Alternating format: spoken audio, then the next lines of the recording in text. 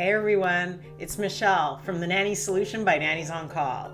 Each week we're bringing new videos to educate and inspire you to be the best nanny you can be. Let's get right to it today. I know it can be really hard as a nanny to determine what your pay should be and what you should be asking for when you apply for a new job or ask for a raise. There are many factors that go into it, and really nannies don't have anywhere to go. If you were an admin assistant, you could look up on Glassdoor, LinkedIn, or payscale.com. You could look up the city, your job, what others were getting paid at other companies, and you'd know exactly what you should get paid. But unfortunately, those resources just aren't available for nannies. And the ones that are available aren't that reliable, I've found. So today, I'm going to go through 6, I believe, ways that you can figure out how much money you should be making in your nanny position and how to price yourself so that you make the most money you can.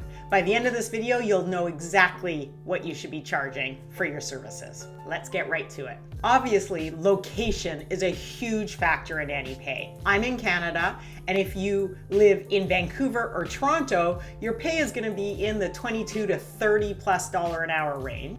But if you live in Edmonton or Calgary, it's going to be much lower, maybe in the $18 to $25 an hour range. So in Canada, it makes a difference, and that goes for everywhere else. If you live in LA or New York, the nanny rates are incredibly high from what I've seen. But if you live in a small town in the US somewhere, your rate is going to be very different. So location has a huge factor. How do you figure out what nannies are making in your area? So the first thing I would do is go online, check out what Facebook groups and jobs in your area. You can go on Indeed, see what people are posting and how much they're offering for the type of positions you're in or you're looking for. The second way is to check out a nanny agency. We love giving advice to nannies and helping nannies get the most money they can based on their experience. Location is the first thing you should look at when you're trying to decide and set your rate as a nanny. Just remember, if you move from New York to Des Moines and you have 20 years of experience, it doesn't mean you're going to make the same in Des Moines.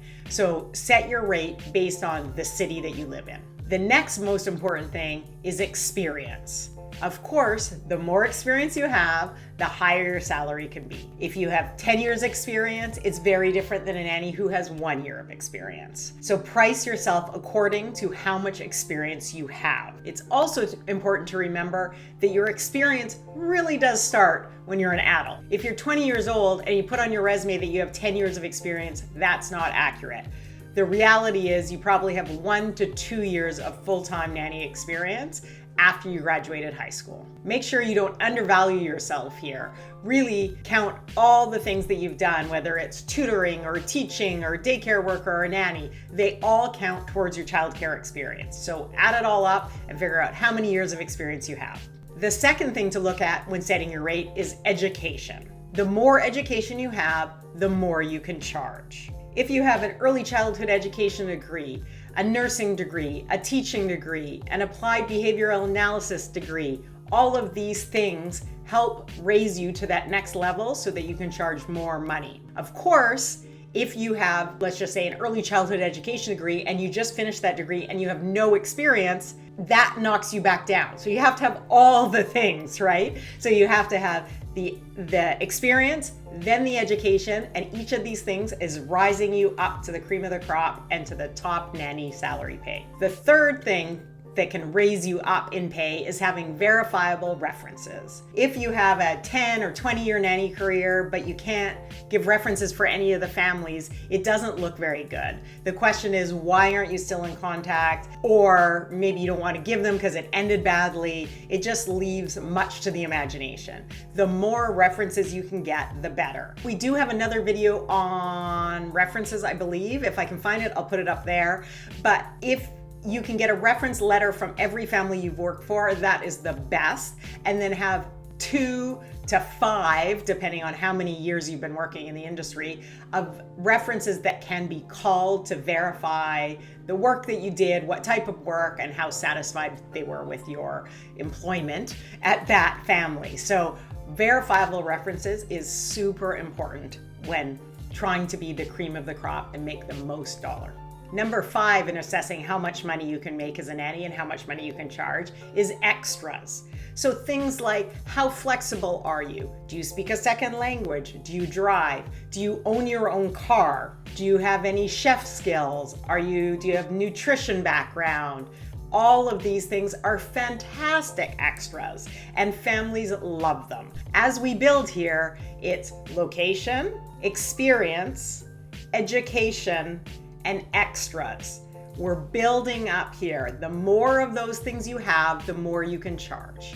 Okay, the last thing is unrelated to you, but does affect your pay, and it's what are the job responsibilities. So a family who needs a nanny for one child who's 3 years old, they don't need any driving, they're not looking for any help with cleaning or cooking, just childcare, is not going to pay as much as a family with 3 children ranging from preschool age into school that requires driving, activities, lesson planning, some meal prep for the children, fixing their lunches, all of that. Those are not extra things, but that's a more complex job than the first job. And so you have to take into consideration when you're applying for these jobs, how much responsibility do you have and how many activities and extras are they asking for. So each thing they ask for just adds a little bit to your bottom line. So in determining how much you should get paid, it's location, experience, education, extras, and job responsibilities. These things